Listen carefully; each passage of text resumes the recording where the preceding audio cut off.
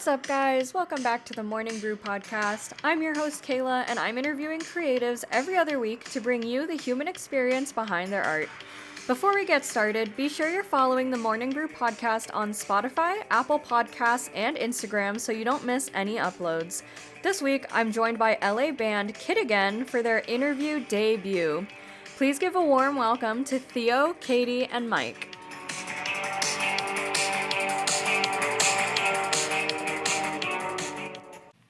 All right, what's up, guys? Thanks so much for joining me. I hear this is your interview debut, so I'm like super excited actually. Could we start with everybody's name and then like what role you play in your band?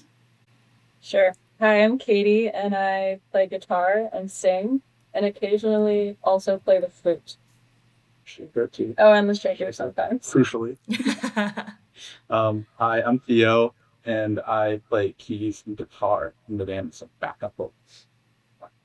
And I'm Mike, and I'm the drummer, and I play ukulele and sing background vocals too.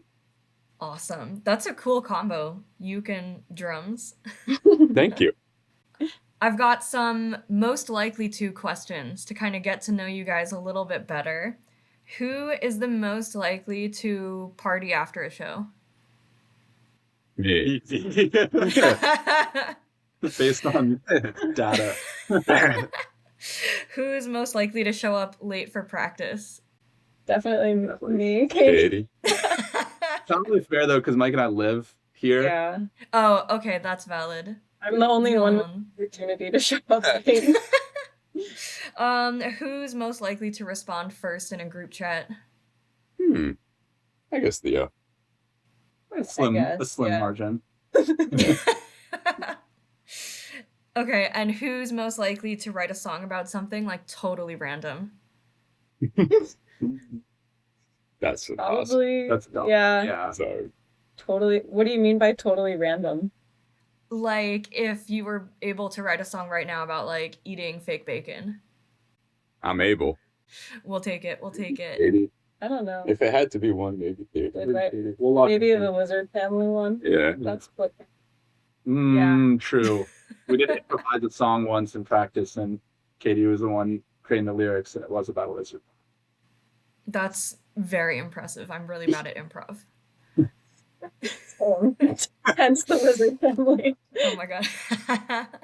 So Theo, you told me that you guys were in a college cover band. Where did you guys go to school, and also who were you covering? We went to Harvard, and we Okay, damn. we played like wedding music basically. So Mr. Brightside, he covered Let's Rich go. by Hall & Oates, but the Lake Street Diver. Who else? The band. Yeah. Dancing in the Moonlight. Yeah. And we do call it a cover band because it really was mainly covers, especially for the first couple years. We did crank out some original songs. And Mike especially Nice. was rewriting some original songs at that point. We had like 3 originals, and they were all, none of them really had names. Like Oh, yeah. our one, what was one song was called Funky Original. Yeah. Forever, because it was just like a little bit funky, and we just never came up with a name for it. That's super cool. How was Harvard? It was awesome. Oh my God, you gotta go. I did have a great time there. It was challenging and a totally new social world for me. And I met a lot of people with a lot of money for the first time. But I met some of my best friends there too. And a lot of people are very cool and focused on their lane of study, and they're just, brilliant. So it was a great environment to be, but it was also scary. That's so valid. You guys ended up back in LA together. Was that like coincidental, or was this on purpose? I would say at first it was it coincidental that you guys ended in LA together? Kind of, yeah. I mean, I knew Mike was out here, and I was thinking about moving out here. So, but when I heard Mike was here, I was like, sure, I'll go hang out with Mike for a couple months. Yeah. And then I moved. They were already living here, and I purposefully moved here because we wanted to get the band back together. Coincidentally, though, because Katie had like 20 different cities on the list Right. to move Oh to. my god. LA was not one of them. Oh, And then- really? Okay. And then, but it really was always my North Star. Oh, okay. But I was just playing hard to get. That's really cool. How did you guys decide that you wanted to get the band back together? Who pitched that idea? I don't even know if anyone pitched it as an idea. I think It just it happened. just kind of happened. Yeah. Because while we were all living apart, we were still writing music and playing music. Every time I would come to visit, we would play. Hmm. And we recorded some demos once when I was visiting before went to grad school. And then I feel like once we started doing that, it kind of seemed like, okay, we're starting to make music again. And then as soon as I moved back here, we just moved here for the first time. We started practicing. Yeah. And Theo worked at a record label and was going to concerts like every night of the week. And that was really inspiring him to start performing again. Yeah. For So sure. I feel like he encouraged us to. Definitely. I feel like for each of us, we all graduated and just didn't even consider really being musicians, and all had different interests and things that we were going after. And it was like this little nagging thing that like wouldn't go away. And we all just kept writing songs and feeling increasingly more passionate about it, such that as soon as Katie moved here, it was just very like, we were ready, Game to go, on. you know, and I've been working hard since then. That's awesome. So let's talk about your music. Tell me about the album that comes out January 11th. It's 12 tracks, and we recorded a lot of it in this garage and the rest of it in other garages. And it is a mix of songs that we all wrote together and some that we wrote by ourselves and brought to the band. And what else? The walk, it's the premise. Well, yeah, there's this premise that it's like a walk from the mountains to the ocean through LA, which is a walk that we've done to varying degrees. Katie's done the whole thing. I stopped after like 25 minutes. Oh my God. But we love hiking. One of our favorite things about Los Angeles is the nature that surrounds it. And when we first started writing songs together, actually, we went out on a hike and stopped on this mountaintop and practiced.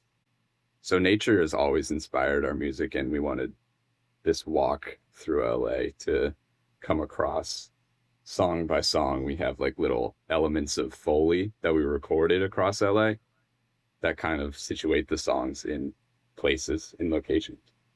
Yeah, I was gonna ask about that. I noticed the like rain and people talking, and I thought that was really cool, like ambiance to start off with. What was like the idea behind adding that, and how did you know if you're out and about, like, we should record this, like these people talking is kind of cool? Part of it was just getting different people involved. Like, I asked my mom to record some things. Well, she really loves nature too, and was out walking and tried to get her to record some like birds and just sounds of she also lives like in New England, and we are from the East Coast and also identify a lot with like the nature and the environment there. So we wanted to kind of like include some of that in this. So that was one thing. You're just kind of looking for real, not necessarily just, there are some random things where like, okay, we need this sound of like footsteps. But even for that, I went on like a hike that is really, I feel like we do a lot. But we were trying to get like experiences that were important to us and imbue that into the album as well. So they're not necessarily just sounds of what was happening, but it's like actual memories and things that happened to us as well. Yeah, I would say we had already finished all of the songs, and then we talked about kind of the world of each song and what different sounds we want at the beginning of the song to introduce it. And that was how we came up with the idea of finding these little snippets of Foley that actually could be integrated into the song and that felt meaningful to us too. We're inspired by a lot of albums that use, even like to a much greater extent than we did, where they'll put like skits in between songs, you know, or longer clips of someone talking, or like even a clip from a podcast or something. So Oh, like I think those are so funny. Like, I what is always it? The sweater song by Weezer, where they're like, we're going to a party, but my friends don't want to go. Can I get a ride? Like, that's so funny. it makes the act of listening to the whole album all the way through more interesting because you can listen multiple times and try to pick up on the story more. Like I'm really inspired by MF Doom, who puts all kinds of crazy samples in every song, and a lot of like radio clips, or Dark Side of the Moon, where they blend every song together with interesting Foley. That's super cool. In any of the like clips where people are talking, did you overhear anything like funny? Like, you ever record something and you play it back and you're like, oh. Definitely. Yeah, The bar. bar Yeah. scene. Yeah, I was visiting like one of our bandmates, the founding bandmates from that cover band called the Electricians, cover plus small original. In college, he's from Scotland and lives in London now, and I was visiting him, and we were at a bar with a bunch of friends, and I recorded it. And one of our friends' parents was in town, and they're from Massachusetts, and have just the most thick like Boston brogue accent you could imagine. Kind of consolation if you listen really closely, you can hear him like, what does he say? Like I'm taking orders. Yeah. I'm taking orders. Yeah. next round's on me. Oh my god. A funny little little Easter egg. There's also the one That's where you say awesome. maybe you could just walk, or let's just walk. Maybe let's just walk. Yeah, that was pretty funny. I love Easter eggs. Is this your guys' first time making an album? For sure. Walk me through the process. What was this like for you guys, like emotionally and also in terms of how it came to happen?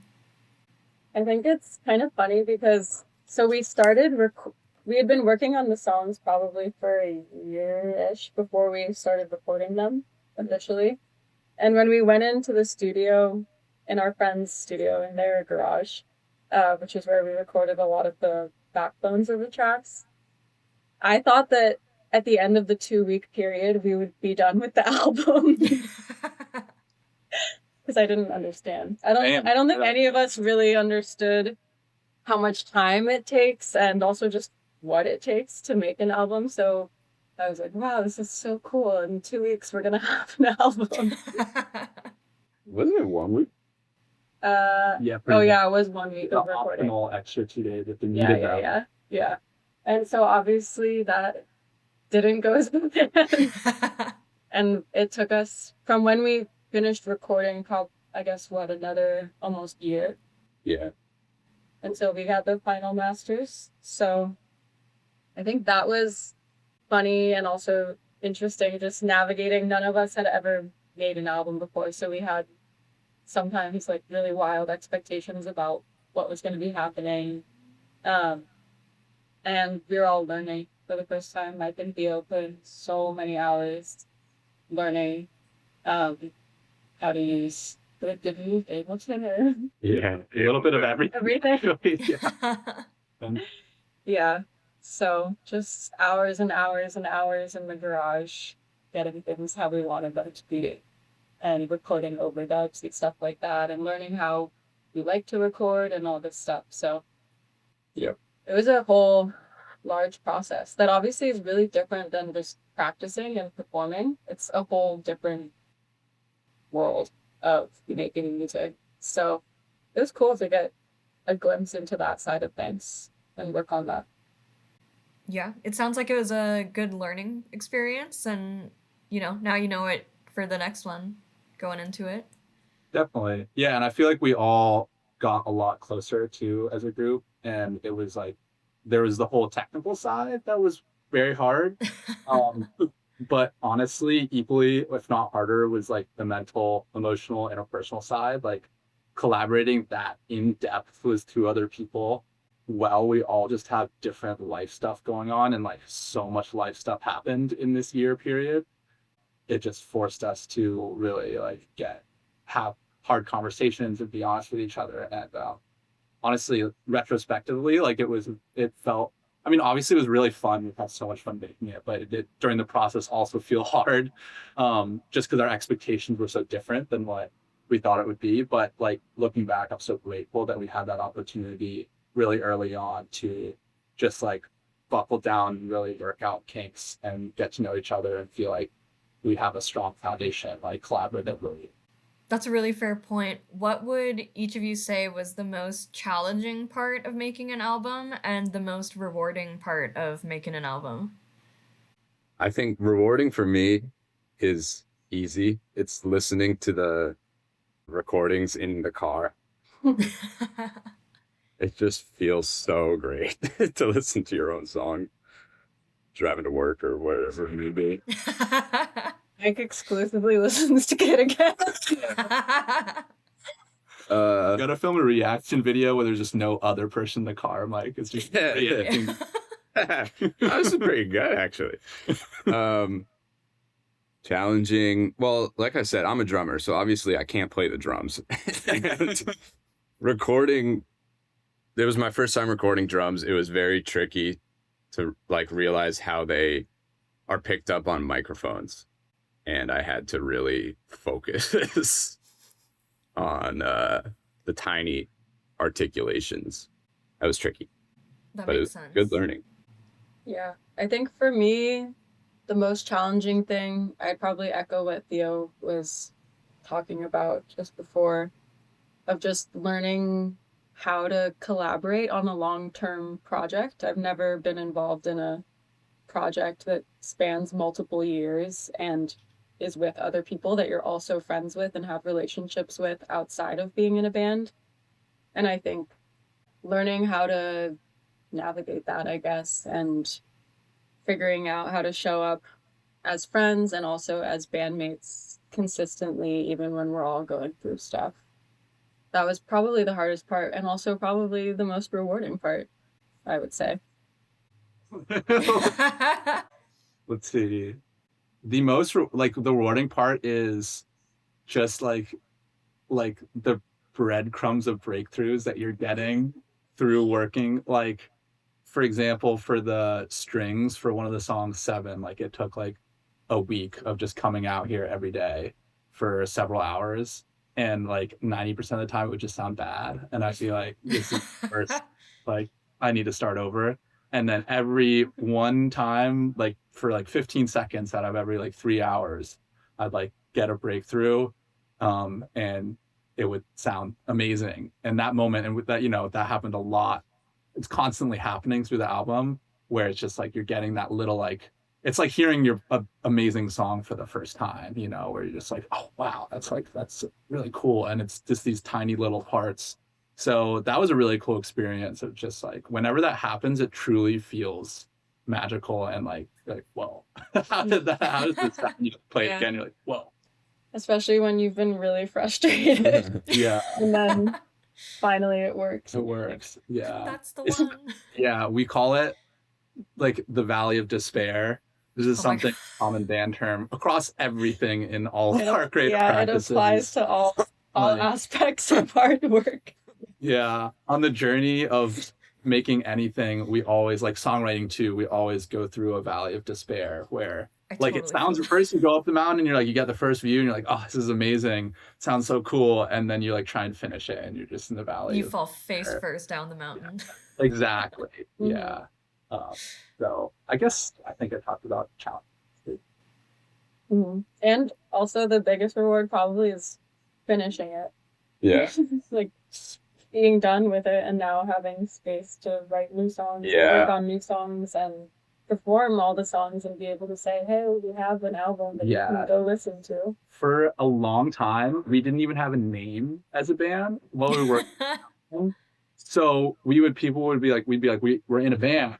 And they'd be like, well, where can we find your music? And we're like, sorry, we don't have any out yet. And they're like, okay, that's fine. Just like, what's your band name? How can I stay in touch? We're like, we don't have a name. It really felt like we were not real people sometimes. We are unnamed band. And then you're telling people like, yeah, I play the ukulele. It's a lot of shame. Oh my God. So how did you come up with the name Kid Again? We had like a shared notes where we were just writing every band name that came into our head. Ooh. And then we were in Utah one winter, and I said, "What about a kid again?" And Katie was like, "What about kid again?" And then we were like, "Good enough." Do you still remember some of the like scrapped ideas of band names? Oh yeah, Paul Martini. Oh yeah. What? Oh my. Paul Martini. Shout out. Katie and the Consequences. Uh-huh. That was a good one. Okay, that's kind of Yeah. good. Dog ear. Oh yeah, I liked dog ear. yeah. Me too. Middle child. Did we? Yeah, we did. I I think think Middle it's Child another was band. probably a band already. Yeah. What did we say last week? Moving Oh, Parts. moving part. Oh yeah, Incredible. Paul Martini is so good. that's my friends in high school was named Paul Martini. Oh my god. I think Paul Martini was Mal Yeah. Martini was what the name of our Mm. band. Right. We were struggling. We also at our first show put a piece of paper on the wall and then had people write name ideas. Ooh, that's just- a good idea. That's where Katie and the Consequences came from. True. And dog ear. Dog ear, yeah. And Paul Martini. And no? Paul no. I don't know. Tim might have written that. Yeah, maybe. But what do you think? Is Kid Again still the front runner out of those, or should we switch? It's not too late. I really like Kid Again. I like the idea of like being a kid again. But also you could have some pretty killer merch with Paul Martini. That could be our shadow project. Yeah. In parentheses. Yeah. Just like perform UK with like wigs after Yeah. hours, and that's your second band. That is an amazing idea. That's a really good idea. I think you should do it. Especially in LA. I think that would take off. Mhm. Yeah. Okay, going back to your album, do each of you have a song that's like particularly special to you? We use a whiteboard to stay on task. Oh my god. There's a lot of them are special. I don't know. I could say, well, Numberless is very special to me because I wrote it about my partner, Eloise, who inspires a lot of my songwriting. And that one is just fully a love song to her. So, I mean, that's very special. Oh, that's sweet. Yeah. I honestly can't say. They're all, yeah. Nothing, not even one of them just pops into my mind when you ask that at all. I would say, well, right now, I feel like Wait, I feel special about because it was one of the. Usually one of us brings a not finished, but an idea of a song, and then we all finish together as a band. But usually there's already the melody, chords, parts, whatever. But for Wait, Mike came in and played the first verse, and then I'm driving home. I just like thought of the second verse, and then wrote the chords for the chorus, and then Mike wrote the lyrics and melody for the chorus. And it was really, I don't know. That was Daylight. Also, we all kind of lived together, but that one I feel kind of special about because of the way that it got written. Yeah. And then I also feel kind of special about the song Seven, but we don't ever play it. And I don't think we'll ever play it. That's the one with the hard strings. Yeah. You know, that's a valid reason. Yeah. But it is a really meaningful song to me. So I'm happy that I wrote it and that we put it on the album, but it's kind of nice that now it can just exist and we'll never play it again. One time only. That's so funny. Where do you guys draw your inspiration from when you're writing songs? I mean, definitely a lot of bands. Radiohead, big inspiration. Big Thief, Classic. one part, like Venn diagram bands right in the middle, probably. Yeah, definitely Big Thief. I'm obsessed with Joanna Newsom and Bill Callahan. So those are big inspirations for me. Like for writing, I definitely like to have my ukulele on me and just kind of fiddle around. That's how all my songs start. That's super cool. So I And get then you throw in started. a killer drum solo on top Yeah, of it. every song around a killer drum solo. It needs to have that. Every song needs a killer drum solo and then a ukulele break. Yeah, Back to back, ideally. that's what I call music. Yeah. Katie, you touched on this a little bit, but one of your songs is called Wait. What is something that you guys are absolutely willing to wait for? First thing that popped in mind was good food. That's so I'll valid. wait in the line. Food's good. Oh my gosh, we shout out the people on tour. The house that we stayed at Oh yeah. with the breakfast. Oh yeah. Oh, Yeah. waited a really long time for a delicious breakfast. Delicious breakfast. It was so worth it. Oh my god. We were on tour going up to San Francisco and back a couple months ago, and we stayed in San Luis Obispo at a friend of a friend's house, and they were so nice. They had a beautiful house on a farm, and the morning after our show, they cooked us breakfast, and we were all very hungover because they gave us free cider at the show. We were playing at a cidery, and then we knew we had to leave because we had to make it up to San Francisco later that day. But they were like, "Oh, we'll make you breakfast. We'll make you breakfast."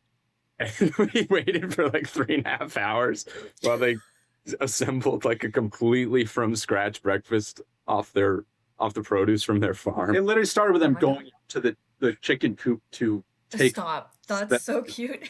And then they were like picking tomatoes and roasting them and turning it into salsa. It was That really is so fancy. It was the best breakfast we've ever had. Yeah. But That we were just kind of sounds stewing in our marvelous. hangover, like, are we gonna make it to this show? Are we gonna die? wait to see a show that I'm excited about. Like I'll go really, really early to be Oh, I do that too. I'm guilty. to be in the front. I will get there at like 2 p.m. I say barricade or die. Exactly. What was the question? It was something you would absolutely wait for. Yeah. Like, no complaints. You're like, I'll wait. Mike's really improved. I know. Me too. Can you just answer already? I'll wait. Okay, so one of my best friends, Tim, is my writing partner. We make animations together. Ooh. We want to be animation writers one day. And I will wait for his, like, we split up the drawing tasks. I'll wait for his drawings any day because they always blow my mind. Oh. But he puts in the hours. Now I gotta see some of these drawings. You'll have to send me some. Okay. We'll do. Awesome. Okay, one of the segments that I do on the show is Artists Ask Artists. So my last guest has a question for you guys, and then you can ask anything under the sun to my next guest. So cool. So previously, I had on the Talbot brothers, who are these amazing musicians from Nebraska. They would like to know, if you didn't do music or couldn't, what job would you pursue instead? Animation writing for me. Landscape architecture. Ooh. Oh, cool. For me, maybe teaching. Okay. Those are all great answers. We all do those. Yeah. Well, They don't need to know Very- that. kind of constantly like, here are other career opportunities you could be following. Supportive, but there is always Oh yeah. Shout out to my mom for putting me in piano lessons. yes. Shout out also to my parents for piano lessons. Shout out to all the parents. I think we have to come up with a question for the. Yes, yeah, you can ask anything for my next guest, and it could be related to any of the creative process, or it could be like totally random. Yeah, should we like huddle up and decide, or how do people? Yeah, go for it. Okay. If your most recent album were a vegetable, which vegetable would it be? That's NY Great. creative work. Yeah, whatever you've most recently put a lot of effort into. Okay, and then lastly, I like to give my artists a space to do shameless self-promo. So anything at all that you guys want to promote or plug, now is the time. When is this episode going to come out? Mainly, will it be after January 11th or before? February 13th. So after. Well, both Katie and I's birthdays are in February, so Let's go. in honor of our birthdays, Plug your please, Venmo. please, we're accepting donations. Please listen to our latest album, Again, I Need Your Love. Yeah, if you've made it this far, you know it means a lot to us. And it's a very first project. We're a new band. So follow us on all the places, listen wherever you listen. And say hi, too, if you like music. Our Instagram is Kid Again Band. Right. Yeah. Yeah, there's one other Kid Again. So just look for the Kid Again that has, there's like a solo Kid Again and then the band Kid Again. I'll link the right one so they know which one to click. Yeah. Awesome. Anything else? Happy Valentine's Day tomorrow. Oh, that's a fair. It's a perfect album for your Valentine's Day. Yeah. Awesome. Well, thank you guys so much for joining. I really enjoyed talking with you and hearing about Paul Martini and, you know, amongst other things. Getting a little airtime. It's so funny. It's It's a real person? Yeah. Hi, Paul. That funny. Does he know that this No. was No. a suggestion? I've talked to him in like 12 years. Tag Paul Martini in the comments. But thank you so much, Kayla. This was a great first interview experience. I hope they're all like this. I'm so excited. Can I send you guys some stickers? Yeah. Please. Send you Let's some go. stickers. Yes. Yay. I'm collecting stickers like infinity stones over here. Sweet. Okay, awesome. Well, thanks guys so much.